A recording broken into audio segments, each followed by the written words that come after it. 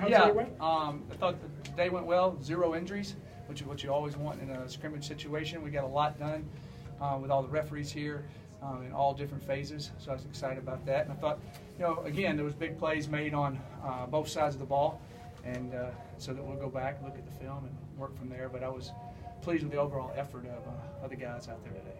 So I'll take any questions. Mike, is there a benefit to having a 3 more practices after the major scrimmage like this, because you can go back and work on stuff?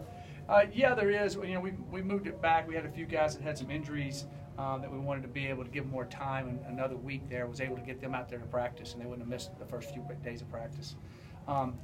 I'd rather have just 1 afterwards, but with 3 next week, the kids understand that, and then mentally in their mind, they don't really think this is the end. Usually they think the spring game's the end, but mentally they just think this is our scrimmage, because we'll have another type scrimmage on next Friday.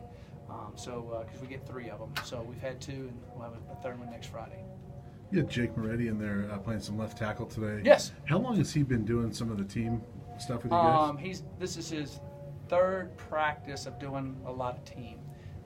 And like I said, we've been bringing him on. He's passed every test so far, and the little bit I saw him out there today, he looked pretty good.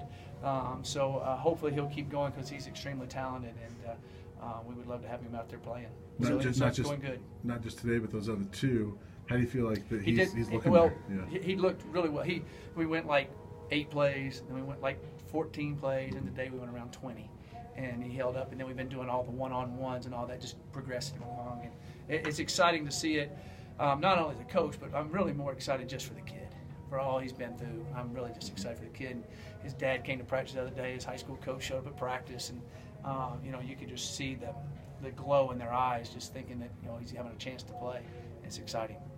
Noticed Akil Jones was your most improved linebacker in the spring. Is that big for your depth? Yeah, it is really big. It's really big. Akil was doing really well last year for us, and he ended up having a sports hernia at the end of the year, and really didn't tell anybody. Just kind of kept trying to play, and we said, God, look, something. So right at the end of the season, right before the season's over, we looked at it and said, hey, what's wrong? He said, it was really bothering me. We had to get sports hernia surgery on him, and then he's come back this spring on fire like he was in fall camp. And I trust Akil being out there now, playing on special teams, playing linebacker, and because he's very explosive and fast, and he's really good at it. And Nate Landman's good, and Drew Lewis is good, and of course Rick Gamboa is good. So I feel like we have 4 guys now that can do it. So I'm excited about that. Mike, you mentioned plays on both sides. Steven Montez with a couple touchdowns, but also the interceptions. Yep. You'll probably have to go back and look at those plays specifically, but how do you sort of judge his performance? He made some plays. He also had a couple that were in there that could have got caught, or the DB made a really good play. It's hard to tell. I have to look at it on film. I think the DB made a really good play on one of them. The other one, maybe the guy should have came down with. Carson Wells has got him that way a couple times, sneaking out there this spring. Carson has a little knack of doing that. Sometimes nobody else has got him on that. So I thought that was a great play by Carson, and not a very good play by Steven. But I thought they did good there, and I thought some of our running backs ran good. And I thought some of our guys tackled well in the secondary, and then I thought we had some. Visca made a really good run, but we couldn't get him down, which is what we expect Visca to do, to be honest. I thought that was, like I was saying, positive and negatives on both sides. But I thought that overall, that we showed glimpses on both sides of being able to have some playmaking ability on both sides. Coach, when you have sorry, can you hear me? Oh, hey, what's happening? I figured you'd be be watching basketball right now. Oh, well. You were watching on your phone while you were on. Yeah, don't lie. Okay, go ahead. We have new guys on your staff, as you've got a couple. Yeah. How much does the spring session kind of lend toward developing your working relationships, fine-tuning those relationships? It does a lot. It does a lot. We tell them what we're going to be on a typical day, the practice schedules, how we run practice, the tempo we want, all those type of things. And then we had the good thing about the early signing date for us this year is we were able to meet a little bit more on some of those late weekends where you would have had a lot of visits. And so we were able to meet as a staff and come back in on the road, which helped accelerate the knowledge of those guys, exactly what we wanted. So that's gone good. I've been very, very, very pleased with all 3 guys and the input they've made and how we've bonded as a staff, because that's important. We got to always have each other's back, and I feel like they definitely do. What do you think of Montez's dunk over the field goal post? You see that?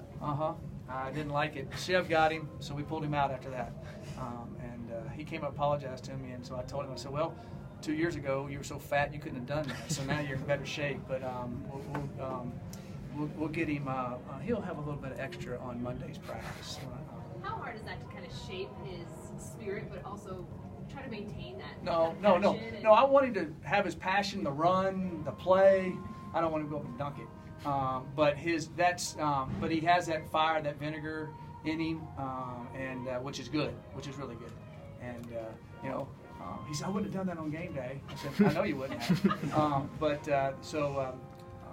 The good thing, I mean, I saw him do a 360 dunk in high school. There's a lot of guys that couldn't have done that.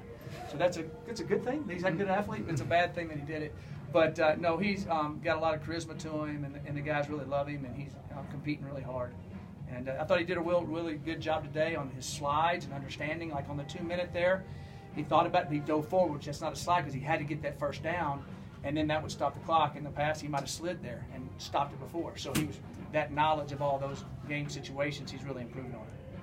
Well, Sherman looked like he got some work at tackle and guard. At some point, would you like him? I didn't hear you. I'm sorry. William Sherman looked like he got some work at tackle and guard. At some point, would you like to settle him in at one or the other, or does he have the versatility to play? He has the versatility to do both. He has long arms. He's really athletic. He played tackle in high school, but height-wise, he's probably a better fit in the long term at guard. But he's so athletic and has such long arms. It's kind of like Daniel Munyer was for us. We could move him at guard, center, and tackle. Had the long arms, was barely 6'3". Mm-hmm. So he's a guy that could be a utility lineman for us and be able to do it well. So we try to utilize him at all spots. And if we stay healthy, then he'll stay at one spot. If we don't stay healthy, he'll be able to swing, which is good. I mean, you want to be able to have that, and he can do that. And he's definitely smart enough to handle it also. Aaron's been at left tackle a lot this spring, hasn't he? You had him at right tackle today. Clayton was saying the other day that he's more comfortable on the left side. Is Jake also more comfortable on the left, so you're trying to work them there? He played right tackle all last year and right guard, so we moved him to left.